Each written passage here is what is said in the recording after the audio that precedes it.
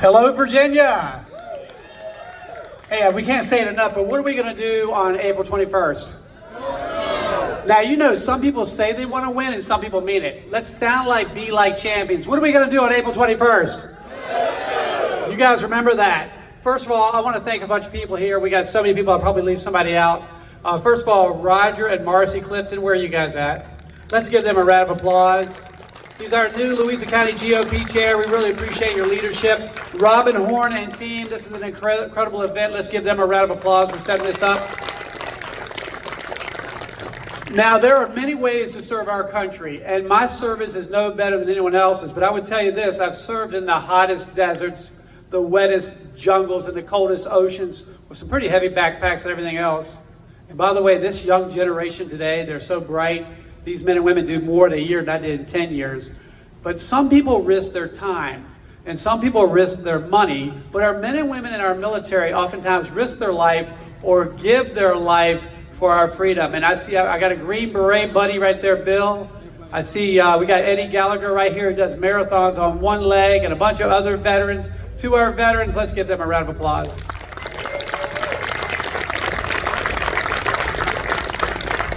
You know, I had the honor of serving you great people in the General Assembly, and I had the highest award for conservatism. A lot of people say they're conservative, and we need to ask them the question, what are you conserving?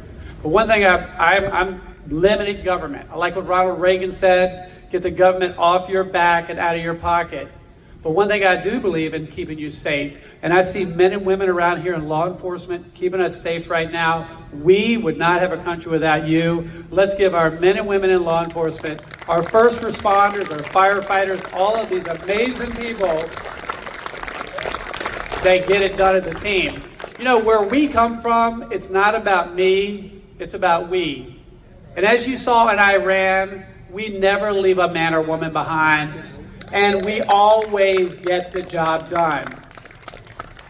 You know, for special operations, we're always outnumbered. We're always behind enemy lines. And yet we always win. Because if we don't come home to our family. But what we know is if you put your differences aside, treat people with respect, and work as a team, you can oftentimes turn the impossible to a possible, or a no into a yes. Now, we're getting ready to celebrate 250 years of our great nation. And as David Bakken said and others, is these patriots went through the snow barefoot, outnumbered and everything else to win our independence. And for a lot of our veterans and other folks here, we've been to way too many funerals, especially over the last 20 years. And what we owe it to those who came before us is to live a life worthy of their sacrifice. Now, as we talk about 250 years, right around the corner there's one of those white markers, and it talks about Patrick Henry. Patrick Henry was the voice of the revolution. Now, as a Navy SEAL veteran, I'm much better with a rifle than talking. But I do know we got some big shoes to fill. He gave that great speech that ignited this great republic. You know, I hear the Democrats always saying, democracy, democracy, democracy. Democracy is not in our Constitution. A democracy is mob rule. That means the majority gets everything they want and the minority gets nothing. We are a constitutional republic with representative government.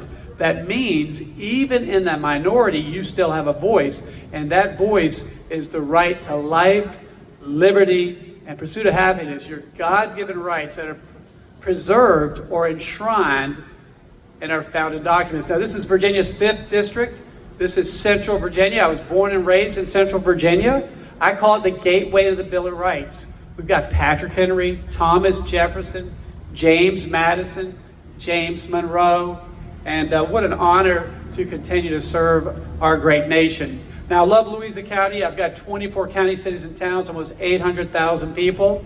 And raise your hand if you think there's a difference between Central Virginia and Fairfax County. Look around. There's a big difference. They're trying to take away your vote. Now, Virginia, as Congresswoman Jen Kagan says, and by the way, she's amazing. Let's give her a round of applause. I mean, no one has a stronger voice to protect or fight for veterans and their quality of life than Congresswoman Jen Kiggins. It's such an honor to serve with you. But we have a great nation, and they're trying to take away your voice, your conservative voice. And they're trying to Fairfax, Virginia. And we need you guys to do what? What are you guys doing on April 21st? Yeah, they're trying to trick you. They've got billboards with President Trump. Trump says vote yes, and in small print, paid for by the Democrat Party. What do you guys think about that? And the Tazewell judge said they violated 6 laws in our Constitution. And they said, well, we're going to do that because of what Texas is doing. Have you guys seen that? I mean, everything about this redistricting is a lie. They said that we, the Republicans, started the redistricting battle, but that's not true. The Democrats in New York started it in 2023 when they tried to get rid of 3 Republican seats. Do you guys remember that? And about a month ago, the Supreme Court threw it down, and we got to keep the 3 Republican seats in New York. But of course, they're all over Virginia saying Texas. And I don't care what Texas does, and I don't care what New York does, this is Virginia. And they have a different constitution in New York.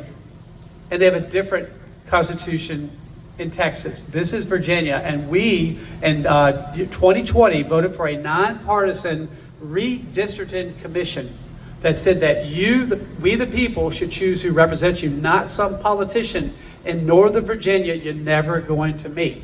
So if they succeed in 9 days, you will lose your voice. You know, if you go to the Constitution, Article 1, Section 8, Clause 17, it's where they talk about Congress having authority over Washington, D.C. When they decided to have a federal seat of government for the country, Pennsylvania wanted it, and New York wanted it. But our founding fathers said, if you do that, you'll have a super state. So can you imagine if Pennsylvania was where our government was? All the money would be there, all the politicians would be there, all the influencers for the country would be in Pennsylvania. So that's why Washington, D.C. cannot be a state. If they succeed in 9 days, Fairfax will become a super county. And that means if you're going to be a congressman or a congresswoman in Virginia, you pretty much are going to have to be in Fairfax County. And I'm going to ask you again, raise your hand if you think there's some different values in Fairfax County than Louisa County. That's right. So we are conservatives, faith, family, freedom. How many of you care about your gun rights? How many of you think it's, how many of you are upset they're trying to take away your gun rights? So what are we going to do? I can't hear you. What are we going to do? Now, there are, by the way, the Democrats are all over the news saying they don't like gerrymandering. So I'm going to give you a list of states with 0 Republican representation, yet they have 38 to 45% of the states vote Republican, but they have 0 Republican congressmen. So Massachusetts, 0 Republicans. New Mexico, 0 Republicans. Connecticut, 0 Republicans. Maine, 0 Republicans. New Hampshire, Rhode Island, Hawaii, 0 Republicans. So when you hear Democrats say they are against gerrymandering, they are just, you can't believe anything they say. When they say these are fair maps, if Virginia votes pretty much 50-50, so right now we have 6 Democrats and 5 Republicans, and they want to go to 10 Democrats, 1 Republicans, does that sound fair to you? If they can violate 6 laws in our Constitution, does that sound fair to you? No, I don't think so. Everything about it's a lie. And by the way, I'm a big Trump supporter. How many people here are Trump supporters? You may remember when I was running for the House of Delegates once, I had somebody tell me I better not put a Trump flag on my pickup truck. So I put 2 Trump flags on my pickup truck. And by the grace of God, and with you amazing people, I have the honor to continue to serve our country. We had the 2nd biggest win in Virginia that year. I had a pretty big primary last year. They said I had a 1% chance of winning. But through the grace of God, we won the primary with 355 votes. Now, I'm the only Republican in the whole United States that beat an incumbent. And President Trump said, I don't care if you win by 2 votes, a win's a win. What do you guys think? Yeah. And what are we going to do on April 21st? And I don't care if it's 2 votes, a win's a win, right? All right, I had somebody who ran for office over there, and he said that somebody said he wasn't relevant. But I would tell you, my wife, she wants to maybe be the RPB chair one day, and one thing she can't stand the most is when we have House of Delegates seats with no one challenging the Democrats. Raise your hand if you think we should challenge every Democrat, every race, everywhere, no matter what. So whether you win or lose, you still advance our conservative values: faith, family, freedom. Now raise your hand if you want your elected official to work harder than anyone else. A lot of people ask me, why do I work so hard? I've been to 402 different churches in this district. My wife and I go to our church 8 a.m. every Sunday, and then I go to a second or a third. I need all the prayers I can get. And this thick head of mine, it's getting in there. I could almost finish the scripture before the pastor. But I've met you wonderful people where you live, in Food Lions, and at your businesses, and at the gas station. I think it's made me a better person and a better legislator. I love hearing all the miles that John Reed put on his vehicle in the campaign, because I agree with him. You got to put the miles in. I'm on my 4th pickup truck. You've probably seen it. I sold my last one about a year ago. I bought it 2019, 0 miles. I sold it a year ago with 245,000 miles. So it's they told me the General Assembly was part-time. I fell for it. Well, as I campaign around Louisa, I want to tell you guys a couple of stories. There's a guy named Bill Fostek. You guys ever heard of that guy? So I knocked on his door. He said, "You got any extra yard signs?" I said, "Yes, sir." We put him in a yellow experimental seaplane. We took off from Lake Anna and we flew around and landed. He would say, "Okay, we're a boat now." And we went pier to pier, friend to friend, crashing barbecue and giving out yard signs and campaigning around here. In Mineral, Virginia, I had a young campaign manager, and I said, "Hey, look, while we're knocking doors, if a dog comes after you, don't run."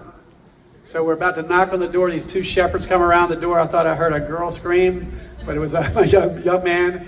And he ran, he climbed on top of somebody's car. And I go, "Man, what are you doing up there?" So later that night, we went to a young Republican dinner, and he told everybody, "That Navy SEAL's not afraid of anything." Well, I didn't have to be afraid. He's the one that ran, right? But yeah, a lot of wonderful stories, amazing people. I told a story yesterday. I got a laugh, so I want to tell you guys about it as your representative. When I was in the House of Delegates, I found out that all the veterans, when I knocked on doors, they said, "Well, wish somebody would fix that veteran ID issue." And I said, "Well, what's that?" Most people carry one form of ID, their driver's license, although it seems the Democrats think you're racist if you have an ID. So they said, "Well, it wasn't my idea." They said, "Why don't you put the word veteran on a driver's license?" Does that sound like common sense to you? Seems like there's a war on common sense. So when I got elected, I went to the Republican caucus and I said, "Hey, I'm going to work on that veteran ID issue." Someone said, "Yeah, we've already tried that," which I thought, man, I couldn't do it. So I said, "Oh yeah, well, I'm going to work really hard. I'm going to get 100 co-patrons and we're going to pass the bill." And the whole room laughed at me. And I said, "What's so funny?" And they said, "John, in 400 years, no one's had 100 co-patrons. They normally get 2, and if they're lucky, they get 5. And out of 3,000 bills, most of them have 0. So I'm a little bit competitive. And again, raise your hand if you want your elected official to work harder than anybody else. Well, by the grace of God, we get these things done. It took me 4 weeks. I caught people in the elevator. I caught them in the parking deck. I caught them outside their office at 10:30 at night. And the Speaker of the House said the Navy SEAL guy is jumping out of the bushes getting signatures, which I was not doing. But we got 140 signatures. We got every delegate. We got every senator. And we passed that bill into law. And the reason I tell you that is we got 9 days. And you know, people have compared this race, this unfair, illegal, and I think I heard my good friend Jen Kagan say her opinion is that it's illegal, but it's not an opinion, it's a fact. It is illegal and it is unconstitutional. And they say it's like David versus Goliath. But as my good friend John Frederick said, things are coming together, aren't they? It is not impossible. Again, some people say they want to win, and some people mean it. And if you mean it, you'll do what it takes. And so we can turn the impossible to a possible. We can we can get rid of this unfair gerrymander if we put our differences aside and work as a team. Remember, it's not about me, it's about we. We never leave a man or woman behind, and we always get the job done. Now, I want to tell you about how much do you guys care about your heritage or your history here? Look around this room. Have you seen where the left has tried to erase our history? They tried to erase women, boys and girls' bathrooms. Are you guys okay with that? No way, no way. I mean, I have 3 daughters and 2 sons, and yes, if I saw somebody go into the bathroom with my little girl, I would go in there and knock their teeth out and say, "I identify as a tooth fairy." But I want you to know that we are fighting for you and we can get things done. In this district, I go around, I'll ask you, and Jen Kiggins does the same thing, is how do we help you? How do we better represent you? I went up to Wintergreen Mountain and I asked the police chief and the fire chief and all the people there, what can we do? And they said, we're good. And then one guy goes, hey, we got this one thing. And I go, what is it? He goes, oh, it's been 25 years. I go, I know, but what is it? And the guy goes, well, the last 6 congressmen worked on it. And I said, well, what is it? And when he told me what it was, there's only one road in or out of Wintergreen Mountain. You guys know where Wintergreen is? So what this fire chief who's about to retire for 25 years, his life work has been to get an emergency road exit. So I told him I'm going to get it done. We found out about it in August. We built a team. We worked across the aisle in the U.S. Senate and the Congress, and we passed that bill in 6 months. And the reason I tell you that is that we are working for you. We're listening to you. You think somebody in Fairfax County cares about what's going on in Wintergreen? You think they care about what's going on in Louisa County? If they are there, that's where all the money and all the influence is going to be if they win this thing in 9 days. So here's what we need to do. I need you guys to pull out your phone real quick. I'm going to give you a website. I'm going to tell you how to volunteer. It's virginia.gop. Can you guys remember? That's pretty easy, right? Virginia.gop. Go to your phone, put in virginia.gop. Also, we got Roger Clifton. Where are you at, sir? Retired state trooper, by the way. Let's give him a round of applause. You guys should join his committee. When I go see his committee, I'd like to see 300 people there every time you have a meeting. A good leader brings people together and grows a movement. And too much in the past, that's why I didn't like conventions around here, because they would lie and cheat and steal from you. That's why I don't like conventions. They were fair, I'd like them, but they're not fair. They have this idea of keep it small, control it all. And that's why my good friend John Fredericks hates them. And that's why I don't like them either. You should be growing your party and giving everybody a voice. Raise your hand if you think everybody should have a voice. That's what our founding fathers, and that's what so many men and women gave their life for. So grow this committee, grow every committee, grow the conservative voice. I'm not into second place. In the Navy SEALs, we said we don't care whether you're first, as long as you're first. Whoever comes in second place is the first loser. How many people want to win? And what are we going to do? What are we going to do on April 21st? Now I want to know, are you guys happy? Are you guys happy that Abigail Spanberger has been lying to you? She is the bait and switch. She is the bait and switch governor. I got one more story and then we're going to finish it up. So in the General Assembly, we had a $900 billion bill. Now, Congresswoman Jen Kiggins knows exactly what it is. And when I was in committee, they wanted to change the Civil War names or our bases to new names. You guys remember that? They wanted to change our names. Like Fort Pickett, that was founded right after World War II, or maybe it was during World War II. And so many men and women have deployed all over the world, real world missions from Fort Pickett. They wanted to change the name. And they wanted to change the names back to all of those new names to the bases, erase our heritage. So they came up with this Strickland Amendment. And it was a Democrat amendment, and I looked around, and only one person got up there and spoke up against it, and that was me in committee. And I said, we can't let this stand. We can't erase our history. And the amendment passed. So then that bill gets to the floor, and they need my vote for $900 billion, where I had 33 line item successes, which is more than most people. And they said, you've got so much stuff in here, why are you voting no? And I said, I told you in the committee I didn't want this amendment. So you know how leadership beats you up a little bit? And I said, I'm a no. It went all the way up to the Washington, and the White House beat me up a little bit. And finally they agreed, you know what, John makes a lot of sense. We got that amendment thrown out, and we passed that $900 bill, a $900 billion bill. And I would imagine that's what you want from your representative, someone who's going to protect and conserve your conservative values, faith, family, and freedom. So Abigail Spanberger ran on law and order. The first thing she did was say that she doesn't want Virginia law enforcement working with federal law enforcement like Minnesota. Have y'all seen all the problems we've had in Minnesota? Of all the governors that our governor could emulate, why would it be Tim Walz? Makes no sense to me. What it does is it creates more Virginia victims. She also reduced the mandatory minimums of dangerous criminals, putting them back on the street, and 98% of those people create the same crime. How many people are upset that she's putting dangerous criminals back on the street? Are you guys happy she's putting dangerous criminals back on the street? I can't hear you. Are you guys, that's right, are you happy that she's got all these laws that are going to take away your Second Amendment? No. Are you guys happy that she proposed over 50 new taxes? No. You know, she ran on affordability. And the first thing she did was propose over 50 new taxes and then give themselves a 300% pay raise. What that means is she ran on affordability, just not for we the people, not for us. She ran on affordability for them. And you guys need to make your voices heard. And so what are we going to do on April 21st? Now raise your hand if you have not voted. Okay, we need you to vote. 9 to 5, Monday through Friday, and next Saturday, 9 to 5. I'm asking everybody here, 10 people. Get 10 people to vote. Call them, text them, and don't leave them alone until you get 10 people to vote. Can you raise your hand if you're going to do that? I've got a commitment here. Now, you're going to ask them to get 10 people too, right? We need your prayers, number one. We need your vote. We need you to volunteer, write postcards, knock doors, and also, I think I heard Luther Cipher say it, his fourth point. By the way, he's doing a great job in the state Senate. You need to make sure that you have volunteers at the polls, because we've had several Republicans say that they voted yes because they wanted to do the right thing, because they worded it fair redistricting. There's nothing fair about it. They're lying to you. They're trying to steal Virginia. They're trying to steal your voice. So if you can volunteer, raise your hand. Look around here, everybody. Roger Clifton, you got a lot of fish here. You better go see Roger Clifton. He's the GOP chair. If you can only volunteer for an hour, we've got 9 days left, whether it be Monday through Friday, 9 to 5, or all day Saturday, 9 to 5, or on Election Day, Tuesday. If you guys do it in shifts, because if you see somebody, hey, I'm such and such with the Republican Party, they're trying to steal your voice, please vote no. And they'll say, what? I thought it was fair. If you guys did that, we could, not me, but we could save Virginia. Listen, it's an honor to represent you amazing people.